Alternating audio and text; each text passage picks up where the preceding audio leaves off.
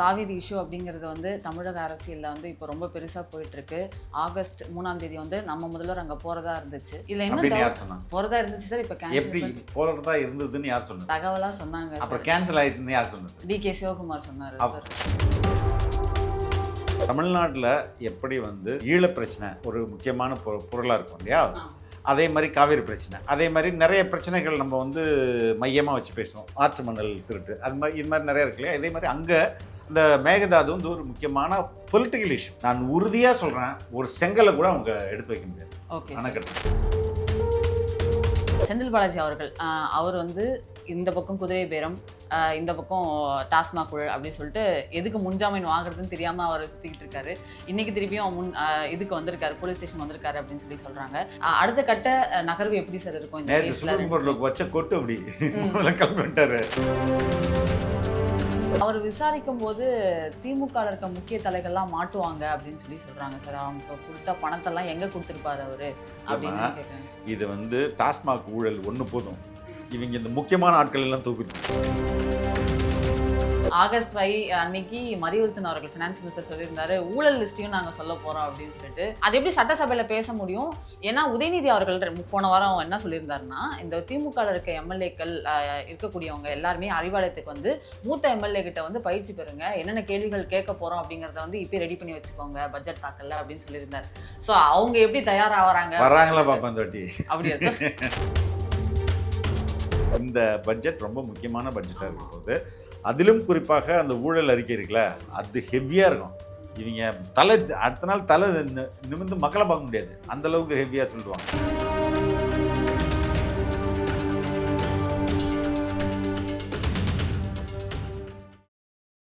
கலக்காடி நேயர்களுக்கு வணக்கம். இன்று நம்மளோடு இணைந்திருக்கிறார் ரெட்பிக்ஸ் ஃபெலிக்ஸ் அவர்கள். வணக்கம் சார். வணக்கம் சார். அந்த காவிரி இஷ்யூ அப்படிங்கிறது வந்து தமிழக அரசியலில் இப்போ ரொம்ப பெருசாக போயிட்டுருக்கு. ஆகஸ்ட் 3ஆம் தேதி வந்து நம்ம முதல்வர் அங்கே போகிறதா இருந்துச்சு. இதில் என்ன அப்படின்னு யார் டவுட் சொன்னா? போகிறதா இருந்துச்சு சார். இப்போ எப்படி கேன்சல் போறதா இருந்ததுன்னு யார் சொன்னது? தகவலாக சொன்னாங்க அப்புறம் சார். கேன்சல் ஆயிடுதுன்னு யார் சொன்னது? டிகே சிவகுமார் சொன்னார் சார். அவர் வர வேணான்னு சொன்னார். போனதா இருந்ததும் தகவல் தான். அதாவது மீடியா ஸ்பெகுலேஷன் தான்மா. அரசு அதிகாரப்பூர்வமாக எங்கேயுமே அறிவிக்கல. ஆமாம் ஆமாம் சார், அறிவிக்கல. இப்போ அதிகாரப்பூர்வமாக அறிவிக்காததை நம்ம உறுதியாக பேச முடியாது. Okay sir. நீங்கள் சொல்லுங்கள். அந்த சைடு சிவகுமார் அவர்கள் நம்ம சிஎம் போகிறதுக்காக நிறைய ஏற்பாடுகள்லாம் பண்ணியிருந்தாங்க சார். காவிரி படுகையெல்லாம் சுற்றி காட்டுறாங்க, ஹெலிகாப்டர்லாம் இருக்குது அப்படிங்கிற மாதிரி சில விஷயங்கள்லாம் சொல்லியிருந்தாங்க. எனக்கு என்ன தெரியணும்னா, கர்நாடகாவில் இதை சுற்றி ஒரு அரசியல் நடக்குது இல்லை சார், இப்போ வர வேண்டாம்னு சொன்னதுக்கு அது என்ன அப்படின்னு? இல்லைம்மா, கர்நாடகாவில் இது ஒரு பாலிடிக்ஸ். தமிழ்நாட்டில் எப்படி ஈழப் பிரச்சனை ஒரு முக்கியமான பொருளாக இருக்கும் இல்லையா? அதே மாதிரி காவிரி பிரச்சனை, அதே மாதிரி நிறைய பிரச்சனைகள் நம்ம மையமாக வச்சு பேசுவோம். ஆற்று மணல் திருட்டு, அது மாதிரி இது மாதிரி நிறைய இருக்கு இல்லையா? இதே மாதிரி அங்கே அந்த மேகதாது ஒரு முக்கியமான பொலிட்டிக்கல் இஷ்யூ. நான் உறுதியாக சொல்கிறேன், ஒரு செங்கலை கூட அவங்க எடுத்து வைக்க முடியாது அணை கட்டுறதுக்கு. இப்போ அந்த அணை கட்டுறதுக்கான பேச்சு எங்கேருந்து வந்துச்சு? அதுவும் அரசியல் தான். இது உண்மையிலே என்ன நடந்ததுன்னு பார்த்தோம்னா, 2018ஆம் ஆண்டில் கிட்டத்தட்ட 8 வருஷத்துக்கு முன்பு, 8 வருஷமா 6 வருஷத்துக்கு முன்பு, 6 வருஷத்துக்கு முன்பு அவங்க ஒரு டீட்டெயில்டு ப்ராஜெக்ட் ரிப்போர்ட்டை கொடுத்தாங்க. இந்த இடத்துல நாங்கள் அணை கட்டுவதற்கு ஆய்வு செஞ்சு ஒரு ப்ராஜெக்ட் ரிப்போர்ட் ரெடி பண்ணியிருக்கோம், இந்தாங்கன்னு கொடுத்தாங்க. 6 வருஷமாக அந்த ப்ராஜெக்ட் அப்படியே தான் இருக்குது. இந்த ப்ராஜெக்ட் ரிப்போர்ட்டே, அந்த ப்ராஜெக்ட் ரிப்போர்ட்டை அப்ரூவ் பண்ணணும் யார்? சென்டர் கமிஷன் ஃபார் வாட்டர் இருக்கு இல்லையா, அவங்க அப்ரூவ் பண்ணணும். அதுக்கப்புறம் அது Kaveri water management board approve பண்ணணும். அதுக்கப்புறம் அதை என்வைரன்மெண்ட் டிபார்ட்மெண்ட் அப்ரூவ் பண்ணணும். அதுக்கப்புறம் அவங்க அணை கட்டணும். இதில் எதுவுமே நடக்கலையே. ப்ராஜெக்டை கொடுத்தாங்க, வாங்கி வச்சுட்டாங்க. நீங்கள் ப்ராஜெக்ட் நான் வாங்க மாட்டேன்னு சொல்ல முடியாது. சென்ட்ரல் கவர்மெண்ட்டுக்கு வாங்க மாட்டேன்னு சொல்ல முடியாது. அந்த அதிகாரம் வாங்கி வச்சுக்கிறோம், அவ்வளோதான். அப்படி தானே இருக்கு. 100 வருஷத்துக்கு, அதாவது சுதந்திரம் வாங்கிறதுக்கு சற்று முன்பிலேருந்து இந்த ஐடியா இருக்கு. எங்க மேகதாதுல அணை கட்டணும், இன்னும் முடியலையே. அது எப்பயுமே முடியாது. ஆனால் அரசியலா பேசிட்டு இருப்பாங்க, அவ்வளவுதான். அந்த எல்னிலோன்ற பிரச்சனையை இப்போ காரணம் காட்டுறாங்கல்ல சார், அதனால நாங்கள் இப்போ எல்னினோ இட்ஸ் யூனிவர்சல் ப்ராப்ளம். இந்தியாவுக்கு உண்டு இந்த வருஷம். அதாவது முன்பே ஐ திங்க் யுஎன்னுடைய கிளைமேட் சேஞ்ச் விங் முன்னாடியே சொல்லிட்டாங்க, சூப்பர் எல்னினோ இந்த வருஷம் வரப்போகுது, 2 வருஷத்துக்கு முன்னாடியே சொல்லிட்டாங்க. எந்த ப்ரிப்பரேஷனும் பண்ணல. எல்லினோன்னா என்னன்னே தெரிஞ்சா தானே, அந்த ஏதோ எலி போல இருக்குன்னு நினச்சிட்டு இருப்பாங்க இவங்க. எல்லினோன்னா அது என்னன்னு தெரிஞ்சா தானே இவங்க ரெடி பண்ணுறதுக்கு. அதெல்லாம் ஒன்றும் கிடையாது. இவங்களுடைய ஃபுல் ஃபோக்கஸ் எங்கே இருந்துச்சு, எப்படா மணி அடிக்கிறது, பணத்தை எப்படி சுடுறது, இந்த வருஷம் எலெக்ஷன் வருது, எலெக்ஷனில் எப்படி வின் பண்ணுறது, இது 2 தான் அவங்களுடைய ஃபோக்கஸாக இருந்துச்சு. அது எல்லினோது வறட்சியாவது அவங்களுக்கு அதை பற்றி கவலையே இல்லைல்ல. Okay sir. அங்கே இருக்க கன்னட அமைப்புகள் சார், அவங்க வந்து பயங்கரமாக விஜய் அவர்கள் வர்றது அப்படின்னு தகவலாக இருக்கும் போதே அவர் போஸ்டர்ஸ் எல்லாம் கிழிக்கிறாங்க. ஆனால் இதுக்கு முன்னாடி நிறைய முதல்வர் போயிருக்காங்கல்ல சார். இல்லைம்மா, எம்ஜிஆர் மட்டும்தான் போயிருக்காங்க. Okay sir. நீர்வளத்துறை அமைச்சர்கள் போயிருக்காங்க. ஆமாம், நீர்வளத்துறை அமைச்சர்கள் போயிருப்பாங்க. ஃபஸ்ட்டு எம்ஜிஆர் தான் 2 முறை போனார். 2 முறை போய் அந்த முதல்வர்களை சந்தித்து பேசினார். சரி, பேச்சுவார்த்தை தான் எல்லாத்துக்குமான தீர்வு. நீங்கள் எவ்வளோ இராணுவத்தை வச்சு சண்டை போட்டால் கூட கடைசியாக எங்கே வந்து முடியும், உட்காந்து பேசுவோம் அப்படின்னு தான் முடியும். அதில் தான் எல்லாமே முடியும். அது பேச்சுவார்த்தைன்றது அது ரொம்ப முக்கியமான ஒரு ஆஸ்பெக்டாக நான் பார்க்குறேன். வெளியிலிருந்து எங்களுக்கு பார்க்கும் போதே பேச்சுவார்த்தை அப்படிங்கிறது நல்ல விஷயமா தெரியுது சார்.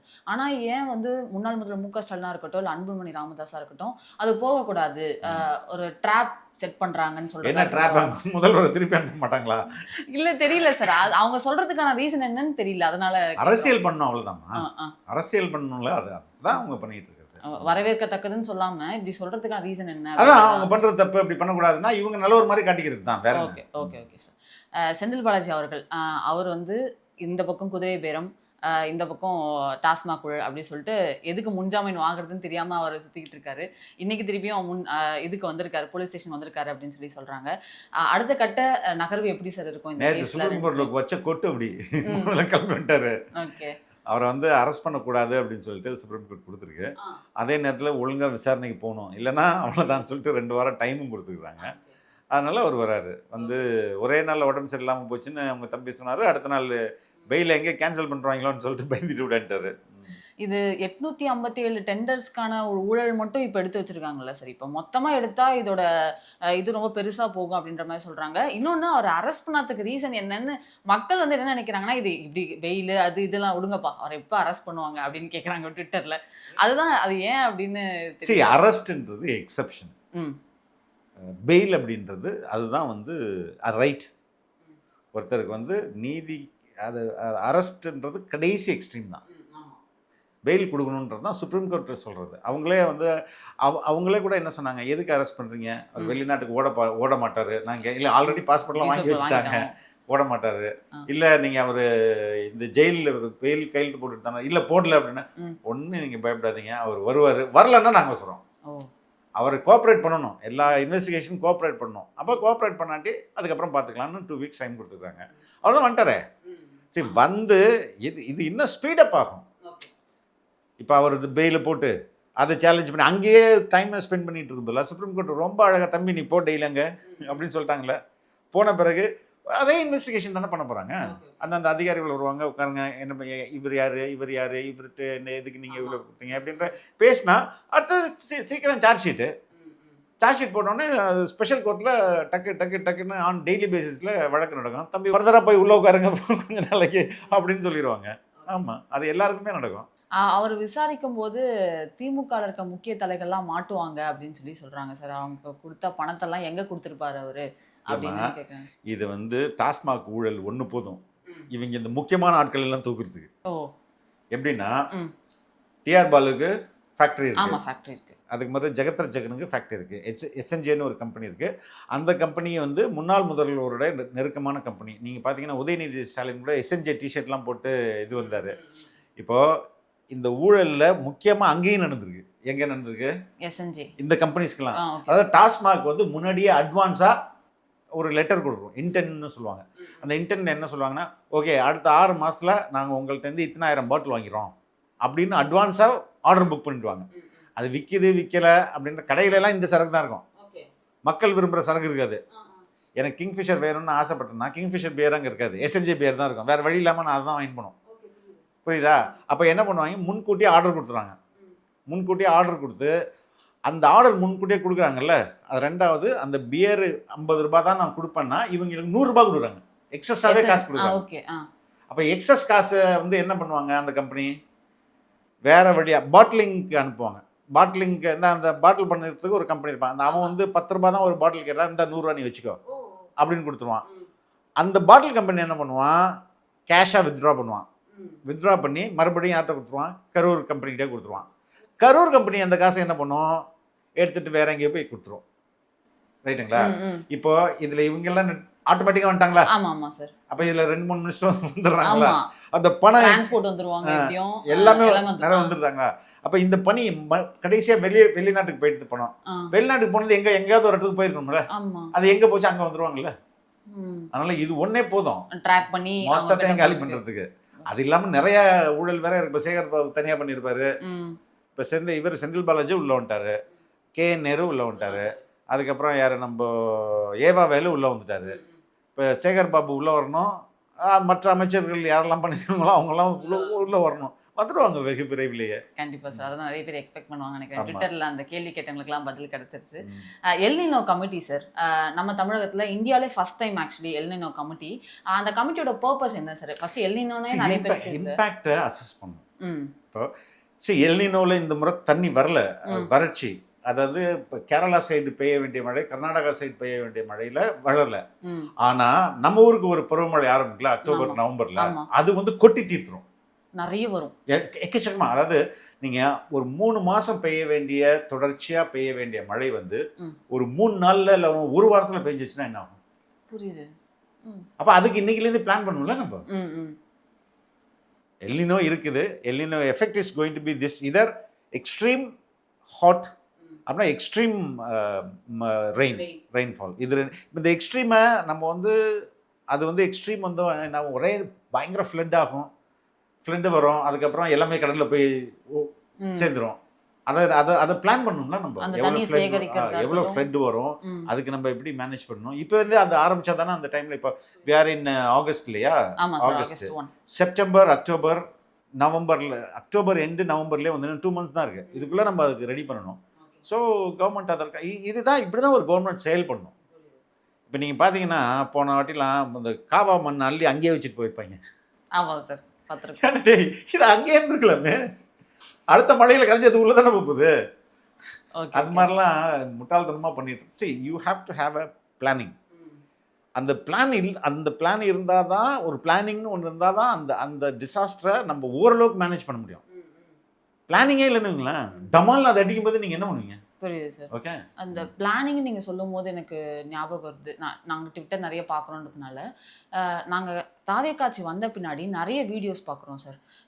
எங்களுக்கு 20 வருஷமாக ரோடு இல்லை, 20 வருஷமாக கரண்ட் இல்லை, 10 வருஷமாக எங்களுக்கு வந்து பஸ் ஃபெசிலிட்டி இல்லை அப்படின்ற பசங்கள்லாம் வீடியோ போட்டு ஒரு 2-3 நாளே அங்கே இருக்கிற தாவேக்கா எம்எல்ஏவோ இல்லை மினிஸ்டர்ஸோ போய் அதை திறந்து வச்சு பார்க்குறோம் சார். இப்போ எப்படி இருக்குன்னா 75 இயர்ஸாக இவங்க என்ன பண்ணாங்க, எந்த மாதிரி அரசியல் பண்ணாங்கன்றே தெரியல. ஒருவேளை திருப்பி திராவிட அரசியல் திருப்பி வந்திருந்ததுன்னா என்ன நடந்திருக்கும், இவங்களாம் அறியப்படாமே இருந்திருப்பாங்க, அந்த இடம் தெரியாமே இருந்திருக்கும் அப்படின்றது ஃபீல் ஆகுது சார். நீங்க இதை எப்படி பாக்குறீங்க? இந்த மாதிரி இதுதான் கமிட்மெண்ட் ஒரு அரசு. சரி, இன்னைக்கு லஞ்சம் வாங்கின அதிகாரிலாம் புலம்புறான் வெளியில வந்து, ரைட்டுங்களா? நாமக்கல்ல அவர் புலம்புறாரு, அந்த ஆளு பயங்கரமா, ஐயோ லஞ்சம் வாங்குறது என்னுடைய உரிமை அப்படின்ற மாதிரி அவர் பேசுறாரு. சம்பளம் பிளஸ் கிம்பளம் 2 தாண்டா எனக்கு முக்கியம் அப்படின்ற மாதிரி. ரெண்டாவது, இந்த ஒரு அரசு என்பது இவ்வளவு நாள் என்ன பண்ணியிருந்தாங்கன்னா கட்சியையும் ஆட்சியையும் தங்களுடைய நலனுக்காக பயன்படுத்தினாங்க. தங்களுடைய நலன், தங்களுடைய குடும்பம், அதுக்கு இந்த வாரிசு அரசியலா மன்னராட்சி மாதிரி வந்துட்டு இருந்தாங்க. அதில் எளிய மக்களுக்கு வந்து அவங்க குரலே தெரியாமல் போயிருந்துருக்கும். இன்னைக்கு அவங்க வெளியில சொல்றாங்கன்னா அவங்களுக்கு ஒரு நம்பிக்கை வருதுல்ல, okay this government is for us, இந்த கவர்மெண்ட் நம்மளுக்கு இது பண்ணும் அப்படின்றதுனால தான் அவங்களுக்கு தெரிஞ்ச வழியில அவங்க சொல்றாங்க. அதை உடனே கவர்மெண்ட் அட்ரஸ் பண்ணுதுல்ல, அது ரொம்ப முக்கியம் இல்லை? இப்படி தானே ஒரு ஆட்சி இருக்கணும். கண்டிப்பாக சார். அது ஆக்சுவலி நிறைய பேர் தேங்க் பண்ணி வீடியோ போட்டிருந்தாங்க, நல்ல வேலை இவங்க வந்தாங்க அப்படின்னு சொன்னாங்க. அது டக்குனு ஞாபகம் வந்து சார். கரண்ட் இஷ்யூ அப்படிங்கிறது இப்போது லேட்டஸ்ட்டாக இல்லை, கரண்ட் கட் இஷ்யூ ஸ்டார்டிங்லேருந்து இருக்குது. தாவேக்காட்சி வந்த படின்னு சொல்கிறாங்க. பட் ஆனால் அது பற்றாக்குறைன்னு சிடிஆர் நிர்மல்குமார் வந்து அது சொல்லிட்டாரு. பட் ஆனால் இப்போ கரண்ட் பில்லு அதிகமாக வருது எல்லா இடத்துலையும் அப்படின்னு சொல்கிறாங்க சார். அதுக்கான ரீசன் என்ன அப்படிங்கிறது தெரியல. they will be working. ஏதாவது ரீசன் இருந்ததுன்னா அதை சரி பண்ணிடுவாங்க. அதை நம்ம கேரண்டியாக சொல்ல முடியும். Okay, there is a mistake, they will immediately correct. அதை நான் சொல்ல முடியும். சரி, இங்கே இன்னுமுமே இந்த அதிகாரிகள்லே ஒரு சில அதிகாரிகள் என்ன, அந்த அவங்க வந்து இந்த கவர்மெண்ட்டுக்கு எப்படியாவது கெட்ட பேர் ஏற்படுத்தி விடணும் ஒர்க் பண்ணுற அதிகாரிகளும் இருக்காங்க. அதையும் நம்ம புரிஞ்சுக்கணும். அதை அடையாளம் கண்டுபிடிச்சு அவன் மேலே நடவடிக்கை. நீங்கள் பார்த்தீங்களா, அந்த ஒரு அதிகாரி நீங்கள் பேசினார்ல, ஆமாம் சார், ஆமாம், அவர் பேச்சை நீங்கள் யாரும் கவர்மெண்ட்டுக்கு ஒத்துழைக்காதீங்கன்றாரு. ஆமாம், எந்த அமைச்சர் வந்தாங்கன்னா நாங்க எதுவும் பண்ண மாட்டோம். உன்னை யார் பண்ண சொன்னது? அவர் கேட்டாரா நட்ஸ் கொடுன்ட்டு? புரியுது. இல்லை எந்த அமைச்சராவது கேட்டாரா நட்ஸ் கொடு, எனக்கு கார்பெட் போடு, சாமியான போடுன்னு கேட்டாரா? நீங்களே பண்ண வேண்டியது. ஏன்னா நீங்கள் அடித்த கொள்ளையை காப்பாற்றுறதுக்கு, அவர்கிட்ட நல்ல பேர் வாங்குறதுக்கு. உன்னை யார் இதெல்லாம் பண்ண சொன்னது? எந்த அமைச்சரும் எதிர்பார்க்கறது இல்லை. ஏன்னா நட்ஸ் வாங்கி கொடுக்குறதுக்கு அவங்களுக்கு அவங்க நட்ஸை சாப்பிடாதவங்களா? அதெல்லாம் தேவையில்லை. இவங்களா தேவையில்லாமல் பண்ணிவிட்டு so that they can enjoy by collecting money. Okay, அந்த கீழே இருக்க அதிகாரிகள் இன்னும் யாருமே ஒரு சில பேர் இன்னும் இருக்காங்க, தலைமைச் செயலகத்திலே இருக்காங்க. இன்னும் ஒரு கெட்ட பேர் ஏற்படுத்தணும், என்னென்ன பண்ணுறது, அதுக்கான வழிமுறைகள் எல்லாம் பாருங்க அப்படின்னு ஒர்க் பண்ணிட்டு இருக்க கூட்டமும் இருக்குது. அது ரொம்ப நாளைக்கு இருக்காது. ஒன்ஸ் தெரியும் தம்பி நீ தானே அது கிளம்பு அப்படின்றவாங்க. மொத்தமா ஒருத்தர் எல்லாருமே வெளில திருப்பி உள்ள பண்ண முடியாது, ஒருத்தரா தான் கொண்டு போக முடியும். களை எடுக்கிறது கொஞ்சம் டைம் எடுக்கும்ல. ஆமா சார். பட்ஜெட் தாக்கல் பண்ண போறாங்க சார் ஆகஸ்ட் 5. பட்ஜெட்டை விட பட்ஜெட்டுக்கு முந்தைய ஒரு அறிவிப்பு அதுதான் வந்து ஹெவி. ஆகஸ்ட் 5 அன்னைக்கு மரியவல்சன் அவர்கள் ஃபினான்ஸ் மினிஸ்டர் சொல்லியிருந்தாரு, ஊழல் லிஸ்ட்டையும் நாங்கள் சொல்ல போகிறோம் அப்படின்னு சொல்லிட்டு. அது எப்படி சார் பார்க்குறீங்க? யார் யாரெல்லாம் மாட்டுவாங்க? நீங்கள் சொன்னீங்க ஆல்ரெடி மினிஸ்டர்ஸ் பேர்லாம் சொன்னீங்க. அது எப்படி சட்டசபையில் பேச முடியும்? ஏன்னா உதயநிதி அவர்கள் போன வாரம் என்ன சொல்லியிருந்தாருன்னா, இந்த திமுகவில் இருக்க எம்எல்ஏக்கள் இருக்கக்கூடியவங்க எல்லாருமே அறிவாலயத்துக்கு வந்து மூத்த எம்எல்ஏ கிட்ட வந்து பயிற்சி பெறுங்க, என்னென்ன கேள்விகள் கேட்க போகிறோம் அப்படிங்கிறத வந்து இப்போ ரெடி பண்ணி வச்சுக்கோங்க பட்ஜெட் தாக்கல் அப்படின்னு சொல்லியிருந்தாரு. ஸோ அவங்க எப்படி தயாராகிறாங்க? வராங்களா பாப்பா இந்த வாட்டி? அப்படியா சார்? இல்லை, இந்த பட்ஜெட் ரொம்ப முக்கியமான பட்ஜெட்டாக இருக்க போது. அதிலும் குறிப்பாக அந்த ஊழல் அறிக்கை இருக்குல்ல, அது ஹெவியாக இருக்கும். இவங்க அடுத்த நாள் தலை நிமிர்ந்து மக்களை பார்க்க முடியாது, அந்த அளவுக்கு ஹெவியாக சொல்லுவாங்க. மக்களுக்கு சொல்லணுமா எல்லாத்தையுமே? அதுதான் டிரான்ஸ்பரன்சின்னு என்னது? ஒரு வெளிப்படையான ஒரு அரசுன்றது இது இந்த நடக்குதுங்கன்னு மக்கள்கிட்ட சொல்கிறது தானே. எல்லா அரசும் சொல்லணும்ல, இவங்க சொல்லலை இவ்வளோ நாள். ஆமாம் சார். அவங்க மேனிஃபெஸ்டோவில் தாவேகா மேனிஃபெஸ்டோவில் சொன்னதெல்லாம் இதில் நடக்குமா அப்படிங்கிறது ஒரு கேள்வியாக இருக்குது சார். ஏன்னா பட்ஜெட் பெரும்பாலும் நடக்கும், பெரும்பாலும். ஏன்னா நான் ஒன்று உறுதியாக சொல்ல முடியும், இங்கே வந்து ஊழல் இல்லை அப்படின்னா அந்த ஊழலில் போன காசெல்லாம் மக்களுடைய காசு தான். ஒரு 2 லட்சம் கோடி டான்ஜெட் கோல வந்து லீக்கேஜ் இருக்குன்னா அந்த 2 லட்சம் கோடி மக்களுடைய காசு தானே, அதை அவங்க எடுத்துகிட்டு போயிருக்கிறாங்க. அப்போ அந்த லீக்கேஜை ஸ்டாப் பண்ணும்போது யூ வில் ஹாவ் எக்ஸஸ் மணி. அந்த பணத்தை நம்ம அழகாக மக்களுக்கே திருப்பி கொடுக்கலாம். அதுதான் தேர்தல் அறிக்கையில் சொல்ல ஒவ்வொரு திட்டங்களும் நிறைவேற்றப்படும். Okay sir. Revenue augmentation committee அப்படின்னு சொல்லிட்டு இந்த விஷயத்துக்காக ஒன்று நியமிச்சிருக்காங்க சார். சேர்பர்சனாக இருக்கக்கூடிய வந்து டாக்டர் மான்டெக் சிங் அப்படின்னு சொல்கிறாங்க. அவர் எப்படி சார்? அவரை பற்றி நிறைய விஷயங்கள் சொல்கிறாங்க, நீங்கள் உங்களுக்கு தெரியும் நல்லா. இந்த இந்தியாவுடைய புதிய பொருளாதார கொள்கையை உருவாக்குனதில் அவர் ரொம்ப முக்கியமாக ஒரு very very refined economist. Actor Dhanush அவர்கள் வந்து அவரோட பர்த்டே அன்னைக்கு ஒரு பெரிய செலிப்ரேஷன், அவர் பண்ணது எல்லாமே வந்து இதுக்கு முன்னாடி யாரோ பண்ணியிருக்காங்க இந்த மாதிரி அப்படின்னு சொல்லிட்டு யோசிக்கிற அளவுக்கு இருந்துச்சு அவர் பேசுறது பார்க்கறது எல்லாமே. நீங்கள் அதை எப்படி பார்க்குறீங்க? அவரோட அரசியல் வருகையாக இருந்துச்சுன்னா அது அந்த எந்த அளவுக்கு? அது அரசியல் வருகை தான் நான் பார்க்குறேன். அப்படியா சார்? பட் ஆனால் வந்து அது அவர் எதிர்பார்க்குற மாதிரி அச்சீவ் பண்ணிட முடியாது. இன்னைக்கு வந்து ஜென்சி பாலிடிக்ஸ் வந்து ரொம்ப முக்கியமாக இருக்குது. தமிழ்நாட்டில் இளைஞர்களுடைய பாப்புலேஷன் அதிகமாக இருக்குது. அப்போ இதை இன்னைக்கு யார் கையில் இருக்குன்னா தாவேகா கையில் தான் இருக்குது. அதை உடைக்கணும் அப்படின்னு பிஜேபி ஒரு பிளான் போடுது. சரி, மாமனார் வந்து வயசாயிடுச்சு, ஓகே, மருமகனை இறக்கி விடு.